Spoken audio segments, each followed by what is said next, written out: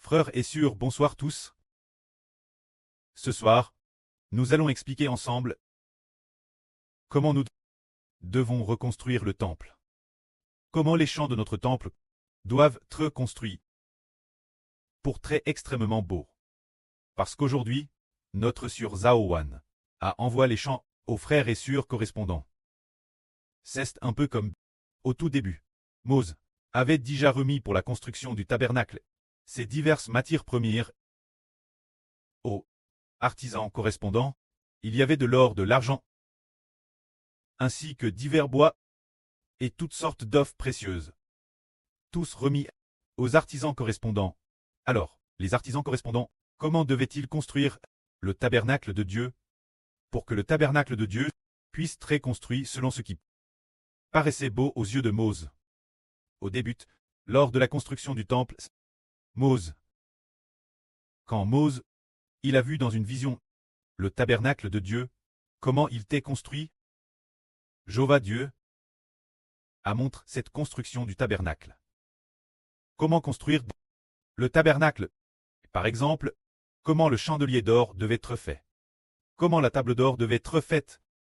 Le pré-cleste Jéhovah avait déjà ouvert les yeux de Mose pour que Mose le voie de ses propres yeux. Par exemple, le chandelier d'or, quant au chandelier d'or, il devait utiliser un talent d'or. Un talent, ce qui fait environ 35 kg et 35 kg d'or pour fabriquer le chandelier d'or. Et pour le chandelier d'or, il avait gauche 3 branches gauche, 3 branches droites et une branche au milieu. Ainsi, commentait chaque lampe. Le pré-cleste lors de la construction du tabernacle avait DJ transmis ces détails. Mose a aussi vu dans une vision le chandelier d'or, comment il était construit. Alors, il a compris, puis, lors de la construction, il a transmis les instructions pour construire le chandelier d'or, pour construire l'arche de l'alliance, pour construire l'autel d'or et tout ce qui concernait le tabernacle. Il l'a dit aux artisans de l'époque.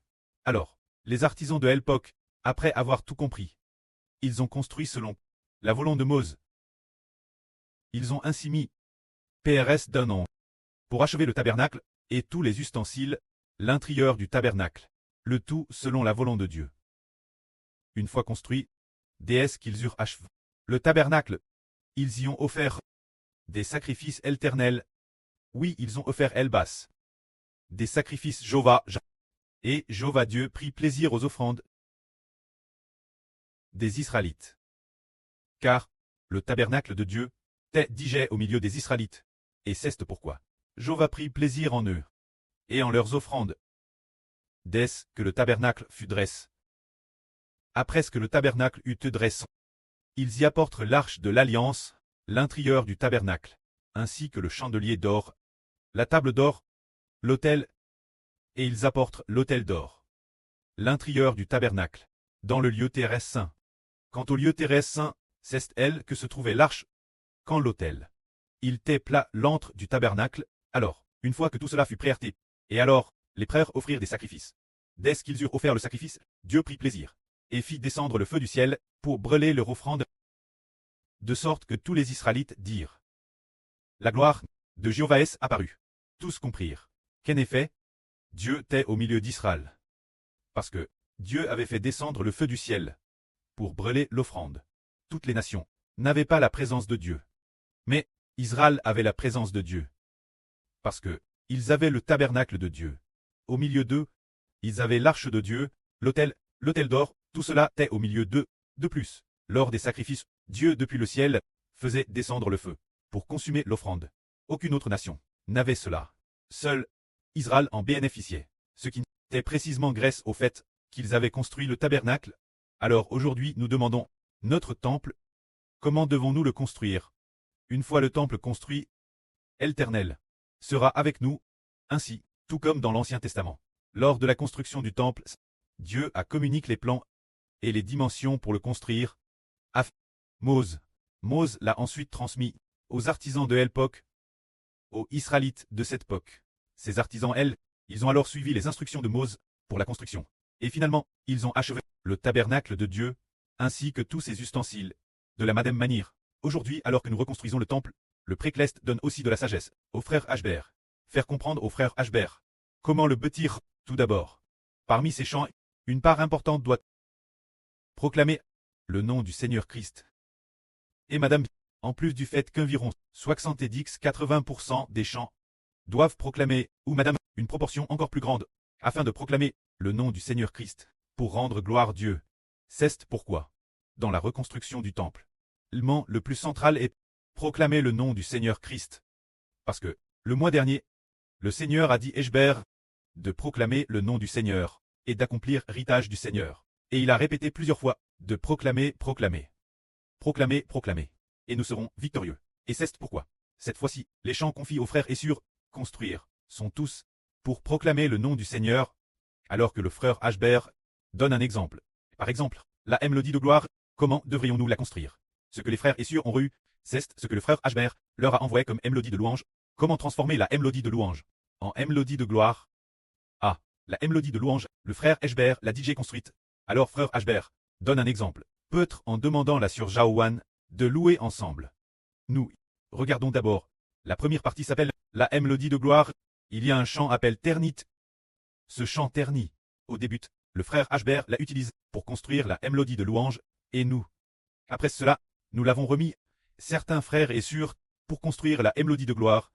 Alors, chantons d'abord ce chant, dans sa mélodie de louange, aux frères et sœurs, et puis, sur la base de ce chant, comment le changer en mélodie de gloire? Les points CLS modifiés se trouvent au bout pour l'expliquer aux frères et sœurs. Alors, si c'est possible pour les frères et sœurs, vous pouvez ouvrir ce que le frère Hbert a envoyé aux frères et sœurs, reconstruire le temple, renouvellement. Cette versionnelle, chantons d'abord.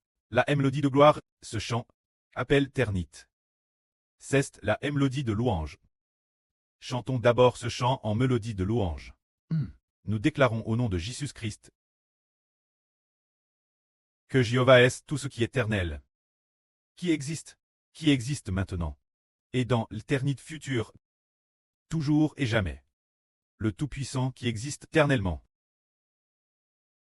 Nous, au nom de Jésus-Christ, déclarons que Jéhovah est éternel, qui existait, qui existe maintenant, et dans l'éternité future, pour toujours, toujours, le Tout-Puissant qui existe. C'est la mélodie de louange. Alors, comment changer ce chant de mélodie de louange en mélodie de gloire? Par exemple, pour le chant en mélodie de louange, sa première phrase dit « Nous déclarons au nom de Jésus-Christ », alors que pour la mélodie de gloire, elle divise « Nous au nom de Jésus-Christ ». Déclarons en deux phrases, c'est juste que, s'ajoute en plus « Seigneur Jésus », se dire « Louange », se dire que nous au nom de déclarons au nom de Jésus-Christ. Mais, le ton de gloire est ainsi. Nous, au nom du Seigneur Jésus, virgule. Déclarons au nom du Christ. C'est cela, la différence la plus essentielle, ici, c'est qu'il y a un mot Seigneur en plus, seulement. Et puis cette phrase divise en deux. Alors, le contenu l'intérieur a quelque peu Shang. À Shang. D'abord, il faut au moins le ton de louange à toujours, toujours, toujours, 3 répétitions. Alors nous n'en voulons qu'un, de toujours. Et puis, mettre cela derrière. Ajouter, pour que Dieu soit glorifié. Pour que Dieu soit glorifié. Bien, et ça, cette chanson est assez simple, il n'y a pas trop de modifications. S'il y a des chansons complexes, alors les frères et sœurs, de la manière la plus belle, pour modifier cette chanson, peu de modifications. Donc, ce ne sont que des modifications de ponctuation. Et puis, ajouter, au milieu, couper, et puis, supprimer les parties herpte, suffira, mais d'autres chansons ne sont pas fortement ainsi. Alors, chantons, le ton de gloire. Tout l'heure, nous avons chanté le ton de louange. Alors, comment ce ton de louange peut-il être chant en ton de gloire? Il faut couper la phrase au milieu. Nous chantons. Nous déclarons au nom du Seigneur Jésus-Christ.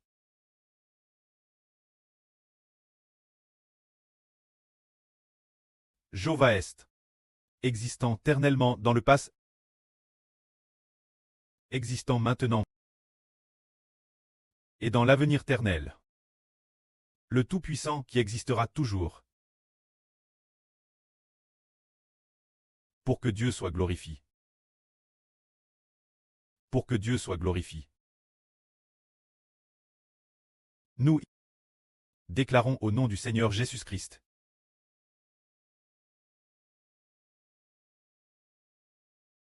Jéhovah est éternel. existant dans le passé, existant maintenant, éternel, le Tout-Puissant qui existera toujours dans l'avenir. Pour que Dieu soit glorifié. Pour que Dieu soit glorifié. Amen. C'est cela, la création du ton de gloire. Alors, ici, le plus essentiel est que la première phrase dit « nous déclarons au nom du Seigneur Jésus-Christ ». Cela doit très spar. Alors qu'avant, quand nous ne l'avions pas spar, si nous disons « nous au nom du Seigneur Jésus-Christ », déclarons, parfois, c'est trop long et pas facile chanter. Quand seulement le ton d'acclamation et le ton de victoire, ainsi que le ton de louange, peuvent utiliser la phrase entire, sinon, les autres tons de chant doivent tous très spars au milieu. C'est le point le plus central. Quand la mélodie de gloire, toutes les mélodies de gloire sont suivies de rendre gloire Dieu. Rendre gloire Dieu. La mélodie de gloire est spécialement dédiée. Sa mission est de glorifier Dieu exclusivement. Haha. C'est pourquoi nous disons rendre gloire Dieu. Rendre gloire Dieu. C'était au départ. L'année dernière, notre sur Graisse Abondante, quand elle l'a re, il y avait ces deux dernières phrases qui disaient Ken Ralit. La mélodie de gloire doit glorifier notre Dieu éternel. C'est pourquoi toutes les mélodies de gloire, si elles n'ont pas se rendre gloire Dieu, rendre gloire Dieu, ce ne serait pas très agréable entendre. Et de plus, le précleste recevrait aussi moins de gloire. Alors, les chansons que nous crons, au tout début, il n'y en avait pas. Nous déclarons au nom du Seigneur Jésus-Christ. Avant, il n'y en avait pas. Mais maintenant, nous reconstruisons le temple. La plupart des chansons l'ont, seulement quelques-unes. Créées auparavant, comme promesse, certaines chansons, temporairement, en dehors de conserver leur style d'origine. Les autres chansons, les nouvelles chansons créées, doivent toutes déclarer au nom du Seigneur Jésus-Christ. C'est parce que le Seigneur a ordonné de proclamer le nom du Seigneur, pour riter de ritage du Seigneur. C'est aussi parce que notre nouvelle alliance, par le nom du Seigneur Jésus-Christ. Par le nom du Seigneur Jésus-Christ. Nous pouvons rendre gloire Dieu. Se dire. Si nous voulons prier, il faut absolument, par le nom du Seigneur Jésus. Pour que cela puisse parvenir juste Dieu, alors nous voulons que notre Seigneur Jésus, frères-en, dans ces nouvelles chansons crèsses, soit glorifié, réoive la louange, et de plus, par le nom du Seigneur Christ, nos chansons pourront très offertes, notre Dieu bon. Que la gloire soit rendue auprès et au Seigneur. Amen.